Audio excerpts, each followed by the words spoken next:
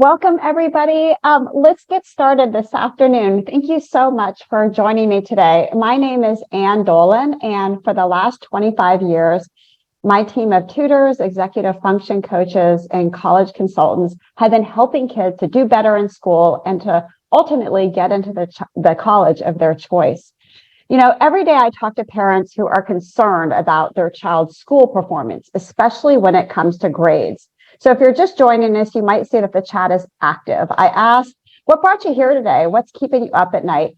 And I'm going to get to those comments that you all filled in. Thank you so much, by the way, in just a moment. So let's get started. This afternoon, we're going to be talking about how to handle bad grades. And let me caveat what a bad grade is. It doesn't necessarily have to be a D or an F. It could be a C. It could be maybe a B minus, and your child is capable of more. We're going to talk about the reasons this is happening. We really want to peel back the onion and find out what's causing these bad grades. We'll talk about what to say. How do you have a conversation around your child when you know it might be kind of negative? What can you do as a parent to help? And then lastly, when and why should you maybe bring in backup to support your child? So when parents call our office, they say all kinds of things when it comes to grades. Sometimes they've seen a bad grade and they say, I don't even know how to talk to my child about this. How should I bring it up? What should I say? And well, maybe if my child improves, should I reward him for good grades, or should I punish her for bad grades? Well, here's the thing when it comes to grades. They're a little bit different now than they were when we were kids. Mostly because there actually is a whole lot of grade inflation. In fact, now the most awarded grade is an A, and this is 3 times more common than it was just a generation ago. But interestingly, C's, D's, and F's have remained the same. So we're seeing that when a student has a C, it might be more like a D when we were growing up.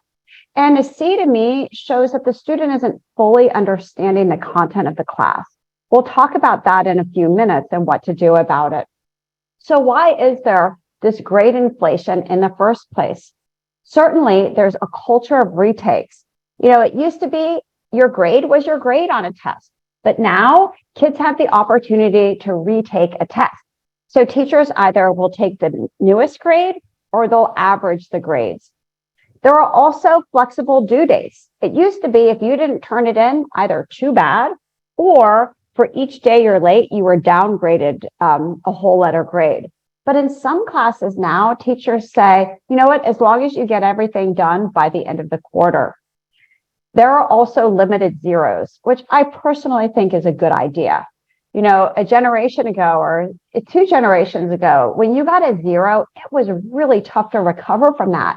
Because if you had all B's in this 1 0, it would automatically bring your grade way down. But now in many classes, a 50 is the lowest grade you can get. And that makes a little bit more sense because a 50 added into other grades doesn't affect you so much. So although there are lots of kids that are really strong students, there's lots of kids out there that have over a 4.0 and they're really doing great. They're reaching their potential. But those are not the kids we're here to talk about today. We're here to talk about the kids that are struggling in one way or another. Now, you might have one in your house, and you might think of your child as actually really capable, but for one reason or another, they're underperforming. Maybe your student is really smart, but just so scattered, and that's impacting their grades. Sometimes parents will refer to these kids as bright, but disorganized. Well, why does all of this matter? Well, here's the thing. When you're capable but underperforming, you can get into something we call the doom loop. And the doom loop is really tough for kids to get out of. Here's how it goes. You start with a bad grade. What happens when a student gets a bad grade? Well, they get lots of criticism from others, from their parents and from their teachers. And that results in lowered confidence. And when you don't think you can do it and your confidence is kind of low, you put forth reduced effort. We all know what happens if you're really not trying that hard. That reduced effort then results into a bad grade again. And this cycle can keep going and going. I'm curious, has this ever happened in your home? In the chat, just put down yes or no. I know it has in my house. So this doom loop is just really dangerous because if we as parents or teachers don't intervene and kids aren't able to get themselves out of it, which they're often not, it will just continue in this loop. So what's the first step in helping our kids that might be in this doom loop? The first step is actually to be a detective, to try to figure out what is causing these things. So here are some common causes behind poor grades. Number one, the student doesn't understand the content. I'm going to talk about each of these in just a few minutes, but here's the overview. So they don't understand the content. They're kind of lost in class. They might get bits and pieces, but they're just not understanding it fully. They have weak executive function skills. Maybe they struggle with focus, organization, planning ahead, dealing with procrastination. And it's not actually that they can't do the work, but they don't turn things in on time. They don't know when things are due. And that's really causing their poor grades. But in most cases, and when most parents call us, it's a combination of the two. They really are struggling with the content and with weak executive function. And in some cases, it's hard to tell, what came first. Did the weak executive function skills not allow the student to have enough practice by doing the work and preparing for tests? And that impacted their ability to understand the material? Or is it the other way around? But often, when it is a combination of both, it affects something called goal-directed behavior. And that is the student's ability to think ahead. It might happen in your house. You may hear, why do I have to know this? This is so stupid. I'm never going to learn this in real life. And it is difficult as a parent to counter that. But when kids are saying that to us, they kind of lack purpose behind why they have to do this. So if you're seeing this happen and really a disregard for the future and not understanding their behavior now can impact their future, that's called difficulty with goal-directed behavior. And sometimes, though, kids have mental health issues. And really, that's at the crux of what is happening. So let's start here. Sometimes students feel overly stressed. Maybe they're anxious, or they could be depressed. And these things can actually be the cause of poor grades. So we want to ask ourselves, is this situational?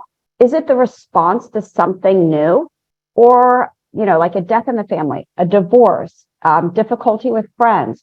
Or is it generalized? Has it been going on for a long time? Is it affecting other parts of the student's life? Have their behaviors and their interests recently changed? Could they use some professional help? If this is what you think is going on with your child, I'm happy to give you a referral. We don't work with students that specifically need and only need mental health help, but I'm happy to give you a referral. Oftentimes, our students are experiencing these things, but they're also experiencing issues with executive function and with the content. So let's move on to the content. What does that look like? Sometimes when kids aren't understanding the material, they may have a learning disability. Maybe it's not diagnosed. It's a learning difference. Perhaps they have ADHD. Maybe they have a diagnosis. Or maybe you just see that over time, focus, planning, getting things done on time is really impacting them. It's been my experience that a lot of kids may have a diagnosis, but many don't. But they can still have I call this a Swiss cheese profile. And that means they're sitting in class and the teacher is at the front of the room and she might be going on about how to write a topic sentence. But your student is kind of in and out of focus. She might look like she's paying attention and she's got her eyes up front, but in reality, she's daydreaming and she's not focused on the lesson at hand. So when she goes home to do the homework, she's not quite sure how to do it. And over time, what happens when kids are Swiss cheese, like a piece of cheese, they've got these holes in their learning, they start not to try as hard. They get into that doom loop. They might slap something down on a piece of paper to show that they've done some work, or maybe they stop doing it altogether because they're kind of like Swiss cheese. However, we often see this in cumulative subjects where one skill builds upon another, like math and math-based science, especially when you get to harder sciences in high school, like chemistry and physics, and also foreign language. Yet, you can also see it if the student has poor writing skills from early on and they're expected to work at a higher level. So all of these issues can affect a child's ability to really understand the content, the actual material, the curriculum. What happens when that occurs? Well, first, you want to assess what's happening. And I would encourage you to get outside help, especially for cumulative subjects like math, math-based science, and foreign language. Students have an incredibly hard time teaching those classes to themselves. When they get behind, it's very hard for them to get out of a doom loop. It's really hard to teach yourself skills in math that you do not understand. But maybe in history, it's not so hard because you can go back and you can reread the chapter and you can get a sense of what's happening. That's a little bit easier. It's the kids that have these cumulative subject issues that wind up in a doom loop. So in getting help, it can be seeing the teacher a couple times a week, the college student down the street, or a professional tutor, which is what we do. So our first step, and I would encourage this with any type of help you get, is to figure out what's happening, to peel back the layers of that onion, and to do an informal assessment to see where those gaps are occurring, and then to go back and fill in those gaps so that the student is able to build upon that foundation. Now, it's not good enough just to provide remedial attention. In fact, there are lots of studies looking at the efficacy of tutoring, and it's best done when you're not just going back, but you're also helping students where they are. Because the reality is they have to do well in that class too. So we're helping with homework. And then what the research also says is that there's time at the end of the session to preview material. And this really helps with that Swiss cheese issue. That means that the coach or the tutor is saying, all right, great, you have this. Now let's spend 5 minutes so I can show you what you're going to see next in class. That way, when the student goes to class the next day or the day after, they are a lot more focused because they understand what's going on in class. And that's incredibly helpful. It helps with attention, it helps with motivation, and definitely with confidence. And then lastly, kids need to know how to study. And we see this all the time. Parents call our office and they'll say, you know, I don't even know if my child even knows how to study. He says he's studying, but I really am not sure. So any part of a session should include basic study skills. There's a really good website called learningscientist.org, which I love, and it kind of synthesizes all the information on what we best know about kids and their ability to retain information and get good grades. But I'm going to boil it down for you to the two most effective strategies when it comes to teaching kids how to study. And one is called distributed practice. We want to make sure that our kids learn the skill.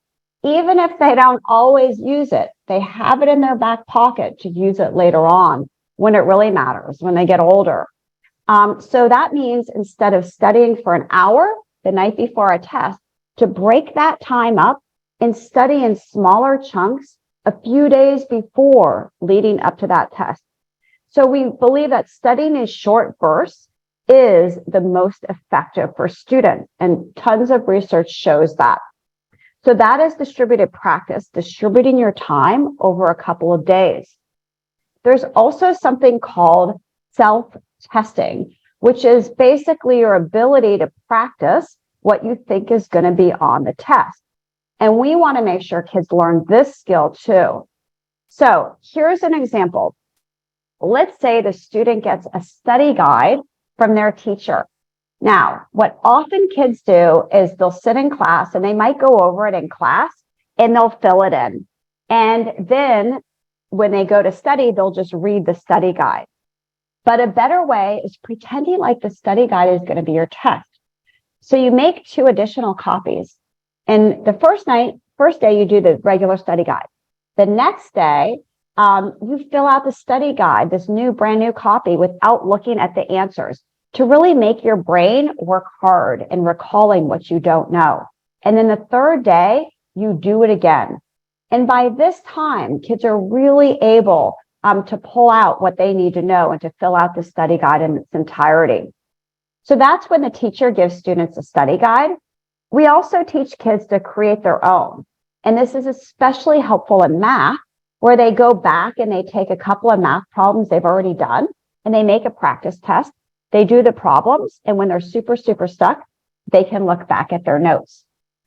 And we also teach kids to use Quizlet well. Everybody uses Quizlet, but oftentimes kids are just using somebody else's flashcard that they made.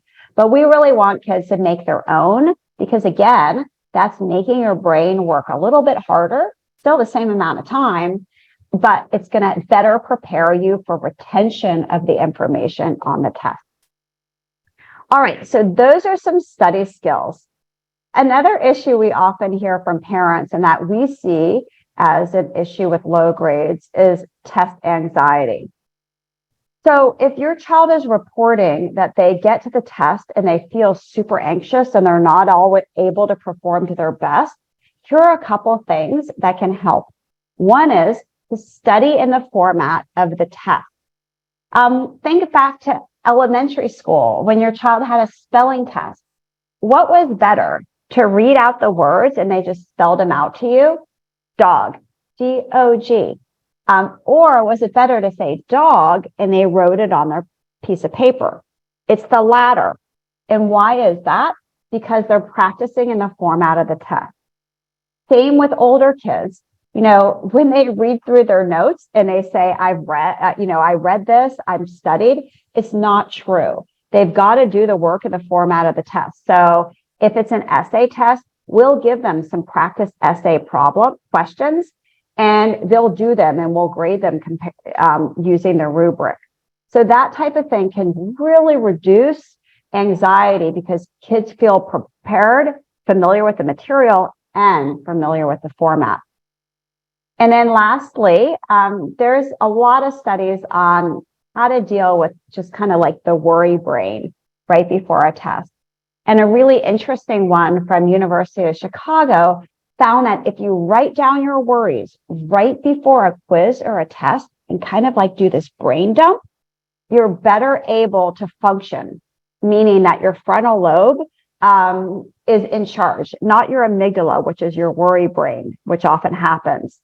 And so we'll work with kids and say, hey, let's just try this. Could it work for you? Could it not? And they'll do it a couple of times and see if it's helpful. So writing down your worries is another great one. So we talked about the content. Let's switch gears and talk about how executive function skills impact grades. You may know what these are already, but just quickly, I'll mention that really there's 6 pillars of executive functions. And this is actually Tom Brown's work. He's really an important person in the area of ADHD and executive function. And he said executive functions are so important for school success because they have to do with organizing, prioritizing a task. Okay, I've got these 3 things to do. I'm going to do it in this order. And then activating, making yourself get started. While you're doing it, can you focus well enough on that task at hand and shift when you need to? Can you regulate your alertness so that you're on when you need to be? And maybe you're a little bit more passive in your study period when it's okay. Can you manage your frustration and modulate your emotions, which often when things get hard, this is especially challenging for kids. And we think of executive functions often as just academic, but they're not. This emotion piece is really, really important. And we're constantly working with kids on strategies for dealing with issues when they're frustrated, they don't want to do something. How do you shift your brain? Utilizing their working memory. That's super important for school success, because if you have weak working memory, it's going to really impact you in heavy working memory subjects like writing and math. And then lastly, can you monitor? Can you self-regulate? And to me, this is the secret sauce. Are you able to say, oh, that didn't go so well. What did I learn from that? Let me do this differently. That's your ability to monitor. So how do you help your child when you see that they're struggling with these issues? If we let our kids go on and we know they're getting bad grades and we just kind of let it go, it's likely not to improve. So we want to help, but we don't want to overly help. So here's one thing you can do. You can set in a regular time to check in with your child. And this might be a time where you sit down every Friday and just say, how's it going? How are you feeling about things? What's going on? And it's not to really, pinpoint your child or back them into a corner, but it really is to have a discussion. And at this time, you're being a good listener. That means that you're listening to what's going on and you're nodding and you're hearing about it. And you're asking, would you like to get help for this if there's really an issue? Or what's something you might try? What's the first step in dealing with that? So a check-in can be just a conversation, or it can be, if you're really, really worried about grade, let's look at your portal, your grade portal, so we can see together how you're doing. Now, for some parents with a good relationship with your child, the student is willing to do that. They're willing to have a discussion over grades. They're willing to pull up their homework portal with their grades and tell you how they're doing. Some kids, it may not go well. So if you have that kid, and you do, in your house, if you found a lot of friction over grades, I may not go that route. I may start with a conversation part first. So when we help kids with executive functions, we do actually check their LMS, which is their learning management software. And it's different in every school district. Could be Schoology, Canvas, Blackboard. But it's really a place where their grades are housed and all their work. And so we'll go in and we want to see what they have going on. What do they have due and how they're doing in the class. And then we'll have them. So they're doing a screen share. We're on it remote, virtually, and they're opening up each class and they're saying, okay, here's how I'm doing in English. This is what I have coming up. This is what I have to do tonight. This is what's due in a week or so. And then we have them write down all those upcoming assignments and their tests. Some software programs will populate those into the calendar feature. Some won't. But even if they do, what they don't do is say, okay, you have this test on Friday. Let's use distributed practice and let's chunk it out and put these little pieces of time on the calendar to study for that. And then just jotting down how the student is going to study. So even though it may be in their calendar, kids don't know how to use that information and break it down into smaller chunks. And then we also help them do their assignments, specifically the hardest one for them, because that's the one they usually procrastinate. So we might say, what's on your mind? What's feeling heavy? What's the one thing you don't want to do? And that's where we start with them, because we know when we leave, they may do the easy things, but not the hard things. And then lastly, the last part of the session is, as I mentioned, that secret sauce of reflecting what went well today when we're working together. And then let's think ahead with what your week looks like. What could get in your way of getting these things done? And this is, to me, the most important part of the session, because kids will do stuff with you when you're with them in a session. But if you leave them on their own, we always want to make sure that they're also productive. So having that discussion before it occurs, before the problem occurs, what could get in your way? Oh, I have my lacrosse banquet on Wednesday night and I have that big test on Friday. Okay, great. You're right. That could get in your way. Let's talk about ways to get around that. Let's look at your calendar. And so that type of discussion is super helpful for kids.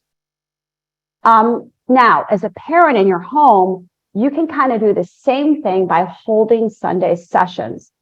I think Sundays are super important. Now, it might be where you preview the week with your student. And that means you say to older kids, open up your laptop. What do you have going on this week? Do you have any big tests or quizzes? For younger students that may not have much homework, it might be, let's see what you have going on for extracurriculars or tests. Let's put those on this weekly calendar. And that is helpful because then they can see for themselves what's going on in the week. Anytime kids are previewing, it's helpful because bad grades often come for when kids are blindsided. I didn't know that I had that test.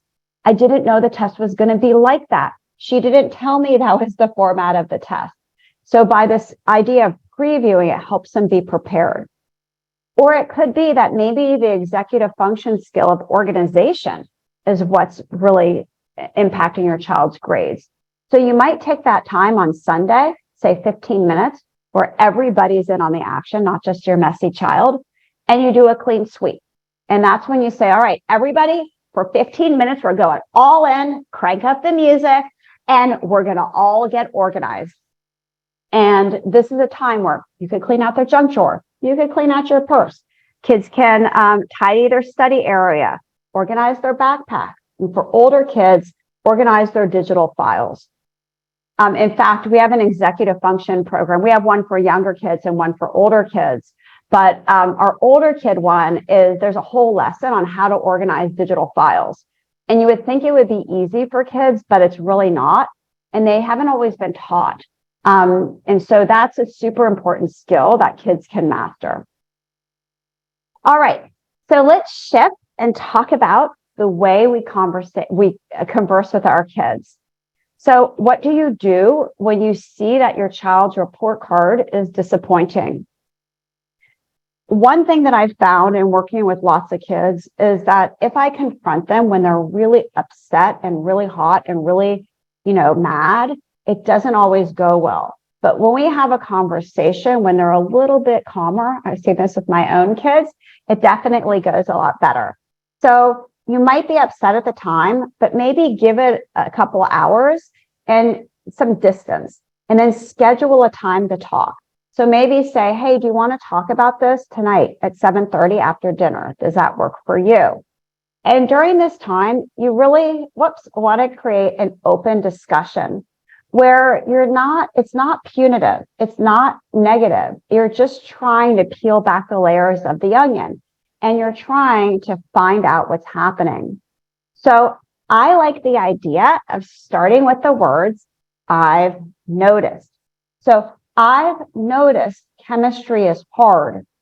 That feels a lot better to a student than, why are you getting a D in chemistry again? You told me you were doing better. I don't understand why you got an F on that test. You had a month to prepare for it. You said you were doing it. So whenever we say, I've noticed, you're just observing something and you're not saying you. You're saying, I've noticed chemistry is hard. That's it. And the reason we say that is we want our child to then tell us what's happening. Because if we go in there with guns blazing, kids are going to walk away. They're not going to want to have the discussion. They'll shut their door. They'll fight back with us. So by saying, I've noticed, all you're looking for is just for the child to be honest with you, what's going on. And your role at that point as a parent, we want to make sure that we're listening and we're nodding and we're saying, I get it. You know what? You're right. It's really hard. Even if you don't agree, you have to be a good listener. I totally see where you're coming from. You can also use, in addition to I've noticed, help me understand. So help me to understand what's happening in chemistry. I know you said it was hard. So same type of thing. I like I've noticed a little bit better. But anything like this can really help kids to be in a dialogue with you. So we talked about content issues. We've talked about executive function. We've talked about having a conversation. Let me delve into some common questions that parents often ask us. Should I set consequences? Like, should I take the phone away? Should I say no video games for a month? Should I say, you can't go out with your friends this weekend? I'm tired of these bad grades. Or should you take the opposite approach? Should you reward your child? Should I give a material reward like money? I'll pay you $50 if you get an A. I'll take you for ice cream. Or, hey, I know you really wanted to go to the beach next weekend. I'll take you to the beach, an activity. Or should it be praise? And praise doesn't have to be just good job. It can also be a thumbs up, a pat on the back. Usually when we want to give praise, it's not something generic like good job, but instead, I can tell that you're working hard on the science. I saw you sit down right when you got home and get to work. I can tell you're really trying to focus. I saw your phone on the other side of the room. That's a great idea. In general, praise is the best way to start. You don't need to start with rewards. You don't necessarily need to start with consequences, although those may come into play a little bit later. But in general, starting with praise is the best way to go, and always starting with a conversation. We also think of rewards as short-term and long-term. And so sometimes rewards can be valuable, but not when they're too far out. So I mentioned, I'll take you to the beach. That doesn't work because it's too far in the future. The beach might be over the weekend or at the end of the month. I had a parent tell me at a workshop one night after the workshop, she came up to me and said, I don't know what I did wrong. My child's in 5th grade. I told her I'd take her to Disney World if she got straight A's. And she was super motivated at first because she always wanted to go to Disney World. But then after a few days, her motivation waned. And within a week, she was back to her old behaviors. And it doesn't work because it's so complicated getting straight A's, and it's too far out. So it's okay to use short-term rewards. So for example, and again, not a thing. So you don't get $50, but you get some type of privilege. Okay, if you come down by 8 o'clock, fully dressed, you can watch TV before you go to school. If you finish your homework by 7, you can play Minecraft for a half hour or an hour. So they work for simple things like that are daily, but what they don't work for, again, is those long-term things. All right, parents also ask about motivation. And I mentioned that thing called goal-directed behavior. Well, it stems from the self-determination theory. And what we do know is that when kids lack motivation, intrinsic motivation, it's because something is missing in this trifecta. So the trifecta for intrinsic motivation, based on the self-determination theory, is number 1 is competence. Can a student do the work? We often think like you can do this because you did this once before, but it actually may not necessarily be true. So again, that competence issue is often in cumulative subjects. Does the child feel like they're competent and skilled enough to get that work done? Do they feel like they have the autonomy, or do they feel micromanaged? Now, sometimes kids feel like the parent is on them too much, and it creates a power struggle. And so often when there's a power struggle, one side is pushing on the other side, and it never ends well. So kids need to have some degree of autonomy. And then lastly, they really have to have the purpose. How is this related to me? Why do I have to know this? And truthfully, this is where we see kids fall down with motivation. They don't see why what they have to do now is meaningful later on. And to be honest, it's been my experience that a lot of this comes from maturity. And as kids get older, they start to see the purpose behind things.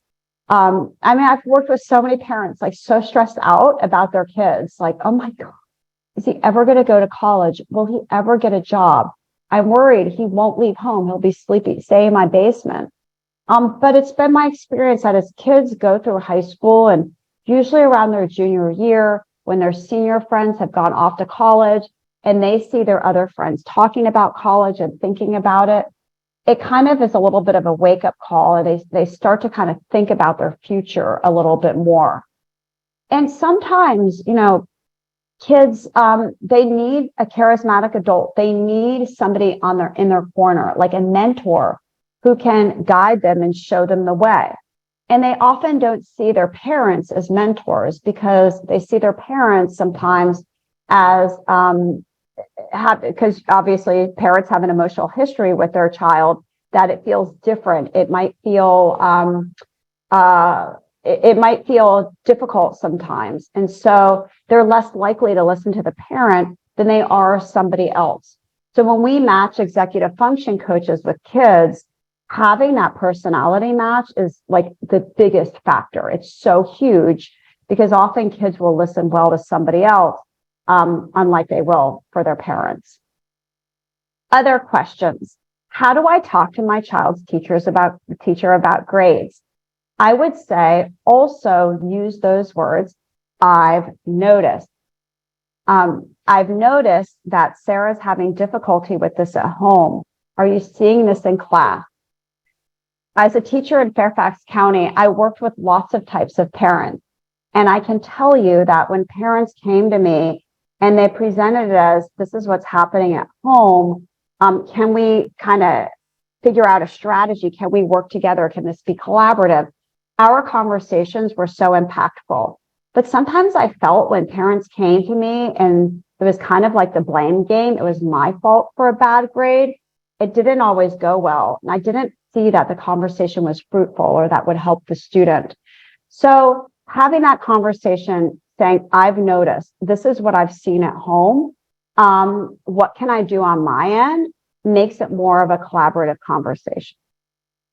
So what are the next steps for you? And if your child has bad grades, I would say it's absolutely starting with a conversation. And if we can help on our end to provide content help, executive function, or a little bit of both, we are happy to do so. I have 3 amazing program managers that work on my team with me, Kathy, Jennifer, and Ann Stewart. And if you'd like to talk to one of them, either to just tell us about your child and see if what we do is a match for you, or to hear about what we do and to get services, you can pull up your phone, bring up the camera and scan the QR code, and it will take you to our calendar so that you can set up a time. And then before we get to Q&A in just a minute, I want to let you know that next week, we're having a really amazing webinar for parents called There is a College for Everyone. Tips for finding a right fit college, even when grades are average. And I think nowadays there are so many incredibly accomplished kids that the kids that have decent grades, not great, but okay, they kind of get, brushed under the rug. And this webinar is for those students and for parents. Now, how do you help kids shine? How do you help find the next place in life, that college that's going to be the amazing fit for them? And I'm going to have our college consultant, Kristen Landis, on with me. She's amazing. She worked in college admissions, reviewing students' applications at UVA for 11 years. She's incredibly knowledgeable. And she's just a phenomenal person. So I hope that you can make that. You can see the registration here, or it's also on our website. All right, so let me go to Q&A. Again, here's the QR code. I'll leave it up here for a couple of minutes if you'd like to scan it. And then after Q&A, there's going to be a survey that pops up on your screen. And please, if you wouldn't mind taking a moment to fill that out, I would be grateful. Thank you. All right, so let me go to the chat and see what parents are saying. I'm going to start from the beginning. And when parents logged on, I said, tell me what's going on. What are you thinking about? And Janine said, my son says he doesn't care about his grades or missed assignments. But I think deep down he does, because he is excited when he gets good grades. I think he doesn't want to ask for help. And Janine, I think you're onto something. That's been my experience too, that a lot of times when kids are feeling really low, it's easier to say, oh, I don't care about this, and save face. Because it looks like, well, if I'm not trying hard, then I didn't do well just because I'm not trying hard, but actually I'm capable. And so when kids say they don't care, I've found that they really do. And I can probably think of, as a public school teacher for a number of years, I've had educational connections for 25 years. I can probably count on my hand, one hand, the kids that truly, truly don't care. In general, they do. Sometimes when, you say, do you want help with this? And the student says no. If they're not doing well, I would override what they say and say, you know what? I think it's a good idea if we get somebody in place to help you with this. I found that, making sure that I have all my bases covered is probably the best idea. And often when kids come to us like super unmotivated, they do not want to have help. After a couple of sessions, they're just fine, but it's kind of getting over that initial hump. So if you see that this has progressed for a while, I would probably override him and say, we're going to get help. And don't say if you don't like it, you can stop, because that may not go well either. But I would say we're going to try it for the year, for the remainder of the school year, for example. Heather says not handing in work brings grades down. And Heather, yes. I mean, it just is really upsetting to see that kids don't do the work. And then when they don't, it really impacts them even when they get the content. So the same thing, if you see that there's a pattern of this, and if it's in a particular class, I would reach out for help in that class, because it could be, even though it looks like on the surface an executive function skill, it's hard to tell. It may or it may not be, especially if it's in a cumulative class. I also think that Sunday session will help your child, because it will allow him to think ahead about the week and what he has going on. I remember once I used to do the Sunday session with my kids. My youngest son he's a junior at JMU now. And I don't know why I remember this one instance, but I said, okay, let's look at for the week ahead. And I always did stuff on my own. Like I would have my laptop out and I'd go through my calendar for the week and I would confirm my appointment. I'd email people just confirming we're on for Wednesday at 12. And I would tell them what I'm doing. So I would kind of model it. And often he would say, this is dumb. I don't need to do this. But he always did. He always just kind of looked ahead. And one day we're sitting there and he goes, oh my God, I have to have this book for Tuesday. And I totally forgot about it. Can you order this on Amazon for me? And if he had just rolled up at school on Monday, by the time he went to that class Monday afternoon, it would have been too late. So it's helpful for kids if they have that opportunity. It does prevent not knowing about assignments. Let's see, Amy, you said your teenager doesn't see how his grades limit his future options. And for some kids, as I mentioned, it's maturity. So I think another strategy that we've used with kids, I know with our college, we have 3 college counselors, is when kids are immature and they don't see how their efforts now impact them later, especially when they're juniors, and they say they don't want to apply to college. Sometimes there is something into that. There's something to that. College may not be for them. Sometimes it's because it feels overwhelming, and we'll help them by applying to colleges that do not require a lot of essays or just require the essay on the Common App. So they have a fallback so that when, if they do mature over the last year or so of high school and they decide they want to go off to college, at least they have an option that way. I'd like to learn about coaching for using time constructively. And Miranda, yes, that's something that a coach does. I would also recommend for your child, if they're having a hard time focusing, depending on the age, if they're middle or high school, if they're of any age, to make sure they have a timer in their study area. and then use the timer for either number one, getting started, especially when you don't want to do something. This is a strategy we use for kids a lot. So say that you need to do math homework, but you're really busy on TikTok or Instagram, and your brain just naturally wants to take the easy way out. Your brain wants to say, oh, let's watch videos because that's so easy and feels good. It doesn't want to do the hard thing, which is math. So you can trick your brain by setting a timer for 5 or 10 minutes. And you say to yourself, I'm going to work as hard as I can, as best I can, focus as much as I can, just for 10 minutes. And then I can take a break if I want. So that often helps kids with using their time constructively. As they get older and they need to do more than just get started, there's something called the Pomodoro technique, which I love. You can also Google it. And it's based on the idea or the research that 25 minutes is a sweet spot for anybody to concentrate when they have to do something alone. So let's say you have to do your math homework, you don't want to do it.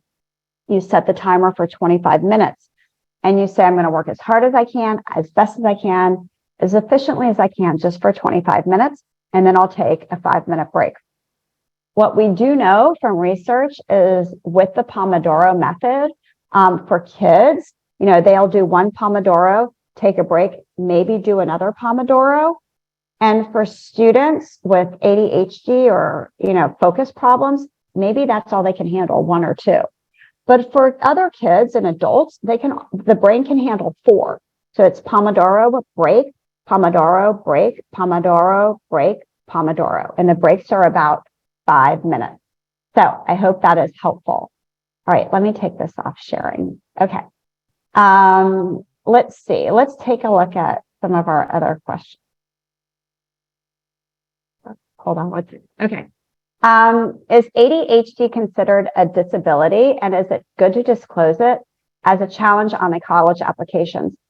So I've done a lot of webinars with Kristen and Lisa, and also David. These are our college consultants, and they say that if you can talk about it like it's a positive, instead of woe is me, I have ADHD, but I have ADHD, and here's what I've learned about myself, and here's how I become a better student. You absolutely should write about it. You should own it because it's about who you are. Yes, it is considered a disability, but it doesn't mean that it can't be something that you've overcome, and that can make you, seem unique to college admissions officers who are reviewing your application. And thank you for that question, Audrey. All right, let's see. I'm always worried about criticizing how to push a high school sophomore to find out what he didn't master. As a sophomore, kids, I'd say even in high school, kids aren't going to go back and check every problem. They're not going to really worry about it if they didn't totally get something. I'd probably leave that alone. If your student is doing okay with grades, I might just have conversations, touching base. How are you doing? How are you feeling about things? And not worry about the little things, not worry if they didn't, retake a test or they got an 80 on an exam or maybe a C. If you still see that they're putting forth effort and they're trying, I wouldn't worry about grades, individual grades that maybe aren't so impactful.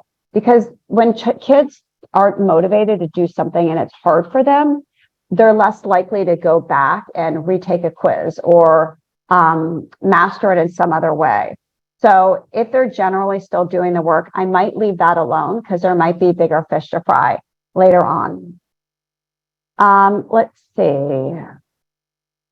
Okay, I want to go back to the beginning. And Rhonda, I see that you had a question and that Melissa addressed it too.